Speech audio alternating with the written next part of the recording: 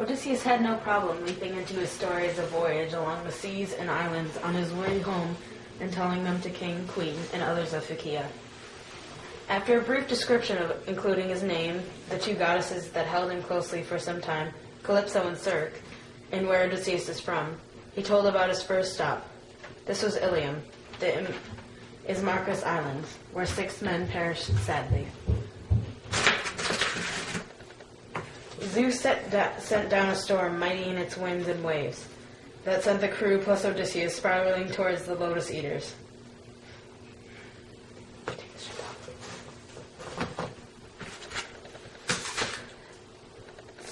The odd civilians here ate nothing but fruit, flowers, and of course lotus.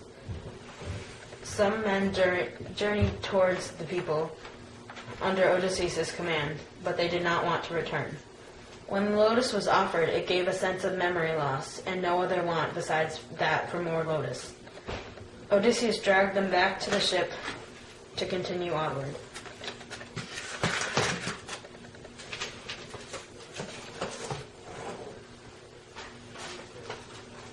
Next was the land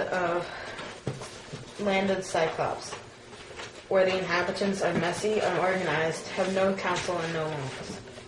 After a day of hunting goat, Odysseus took his 12 finest fighting crewmen to explore the cave of Polyphemus, a big, one-eyed Cyclops who was out tending to his field at the time. They explored his den and found a plentiful supply of sheep, goats, plus cheeses and milk.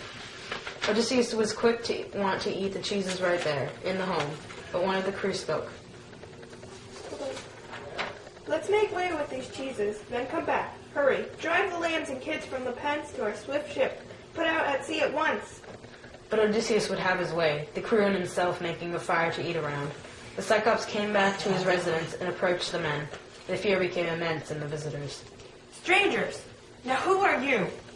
Where did you sail from? Over the running sea lines? Out on a trading spear, roving the waves like pirates? Sea wolves, raiding at will, who risk their lives to plunder other men? Odysseus, although very afraid in the shadow of this giant, managed words.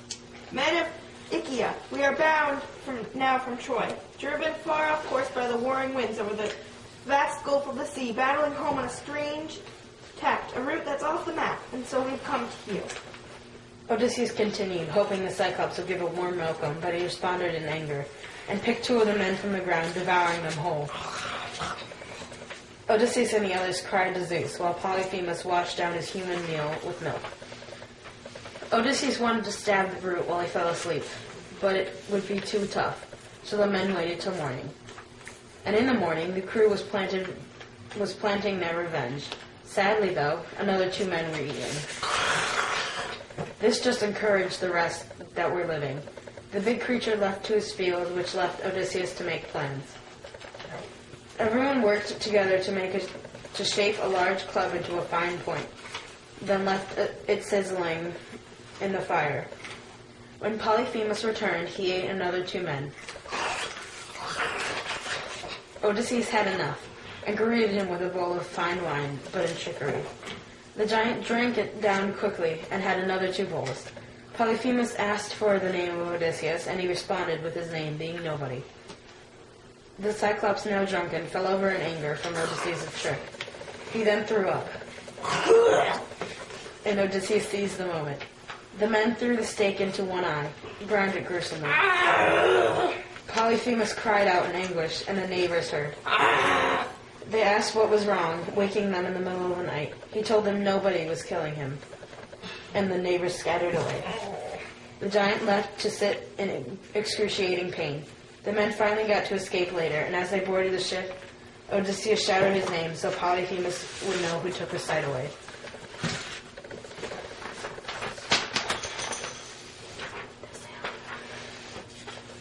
The next island to move to became Ilion. The king and queen there had 12 children, 6 sons and 6 daughters, so he married them together. The men approached the castle and stayed for a whole month before going to move on once again. The king gave Odysseus a great bag of winds to sail home with. With that, they set off to the sea.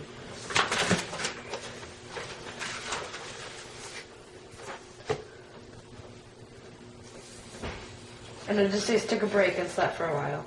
The crew thought how their captain was getting all these gifts from the islands, and so, in jealousy, they opened the windows.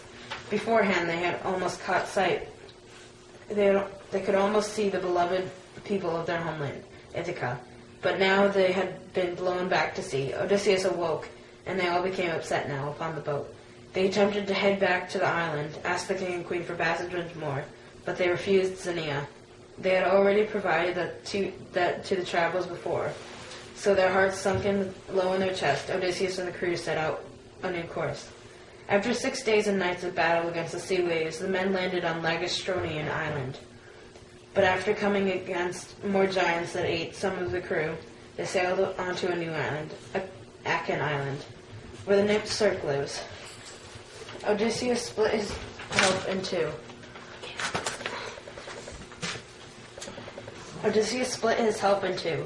With himself being the leader of one group, and his friend, another king, Eurylochus, being the other leader. Eurylochus's men went towards the castle and heard something within. Friends, there's someone inside, playing a great room, and how she sings, enthralling. The whole house is echoing to her song. Goddess or woman, let's call her out now. And so they approached the door, all but the king, who thought this whole ideal was becoming suspicious. The men agreed graciously, sat down, but they did not realize what the nymph Circe had done. She had put a potion into their beverages, and as they drank, she turned them into pigs. Poof! She took them to a pen, and Eurylochus stared in horror, then raced down to the boat to tell the others. He told about how she sang and greeted them, but they are gone now. Odysseus himself counted up the hill towards the castle until Hermes, a young god... Oops, hold on, can you start over that part? Odysseus himself counted up the hill towards the castle until Hermes, a young god, gave him a potion to protect himself against her magic. And it worked. He drew out his sword as the god instructed to do, and was shielded from her spell. She was impressed, and eventually let Odysseus' men turn back to their true forms. Everyone stayed for a year, even Eurylochus, who previously thought the queen was too evil. It was high time for Odysseus to ask the gods if they could now leave. So he did, and she responded with saying that they must go to the house of death first, a dreaded place, and it broke the heart of Odysseus inside. He went to tell his men, and they all became crushed in the morning. One of the youngest men, Elpenor, fell off the roof, breaking his neck and dying so tragically. But the crew continued to leave.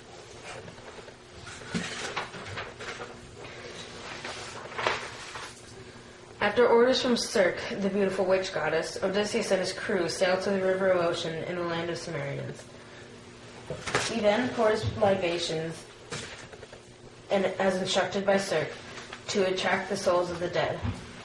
The first soul to appear before him was that of Elpenor, the young man who fell from Circe's roof and broke his neck. He was not properly buried, but left inside Circe's house. I'd bedded down on the roof of Circe's house, but never thought to climb back down from the long ladder. Head first from the roof I plunged, my neck snapped from the backbone. My soul flew down to death. I beg you, don't sail off and desert me, left behind unwept, unburied. Don't, or my curse may draw God's fury on your head. No, burn me in full armor, all my harness. Keep my mound by the churning gray surf, a man whose luck ran out. Oh. All this, my unlucky friend, I will do for you. I won't forget a thing.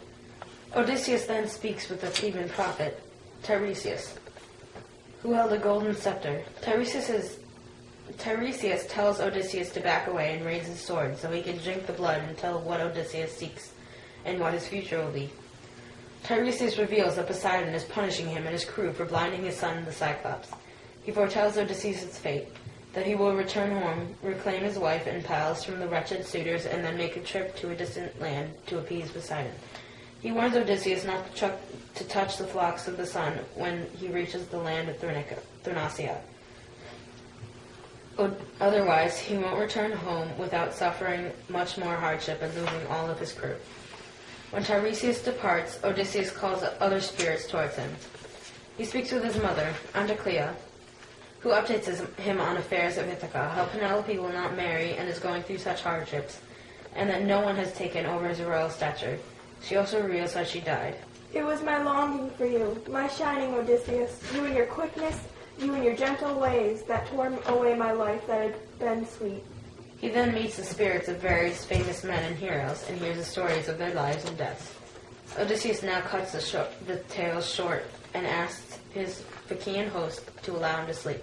But the king and queen urge him to continue, asking if he met any of the Greeks who fell at Troy and Hades. He relates his encounters there. He meets Agamemnon, who tells him of his murder at the hands of his wife, Clytemnestra. Next he meets Achilles, who asks about his son. Wait. Oh, okay, can you start that part over? Next he meets Achilles, who asks about his son, Neoptolemus. Odysseus then tries to speak with Ajax. Hold on. Odysseus then tries to speak with Ajax, an Achaean who killed himself after he lost a contest with Odysseus over the arms of Achilles, but Ajax refuses to speak and slips away.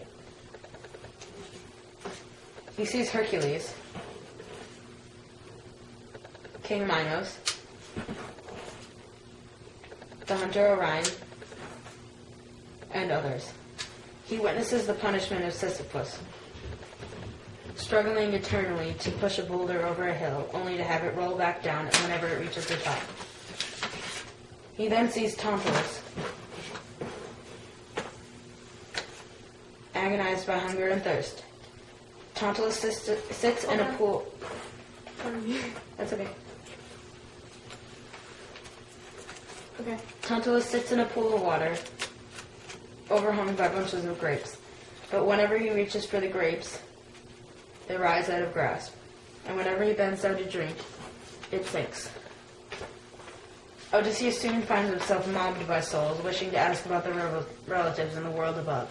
He becomes frightened, runs back to his ship, and immediately sails away.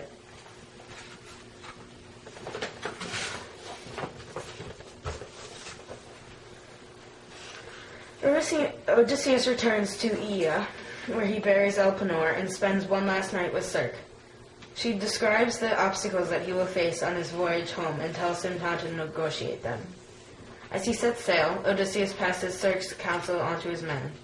They approach the island of lovely Sirens, and Odysseus, as instructed by Circe, plugs his men's ears with beeswax and has them bind him to the mast of the ship.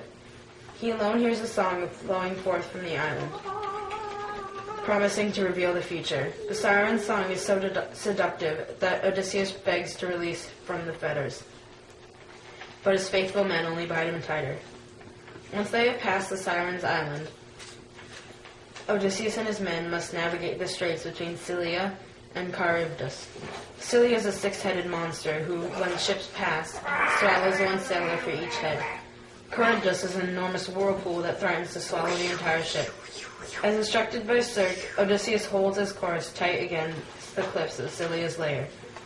As he and his men stare at Charybdis on the other side of the strait, the heads of Scylla swoop down and gobble up six of the sailors.